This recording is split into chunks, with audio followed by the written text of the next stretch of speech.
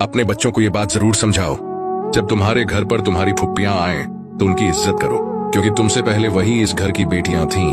उन्होंने भी इसी छत तले अपना बचपन गुजारा है। रिश्ते हमेशा मोहब्बत और इज्जत से जिंदा रहते हैं।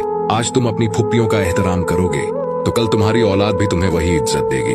बच्चों को दुनिया के तरीके सिखाने से पहले उन्हें रिश्तों की कद्र करना सिखाओ, क्योंकि यही असल तरबियत है। और याद रखो, फुप्पी सिर्फ तुम्हारे वालिद की बहन नहीं होती, बल्कि तुम्हारी अपनी माँ जैसी होती है।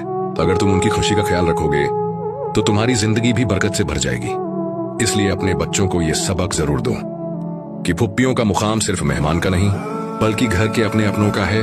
जो इज्जत तुम आज दोगे वही इज्जत कल तुम्हें वापस मिलेगी। याद रखो, जिन घरों में औरतों की कद्र होती है वहां हमेशा रहमतें और सुकून बसता है, और जिन घरों में रिश्तों की इज्जत की जाती है वो घर कभी उजड़ते नहीं।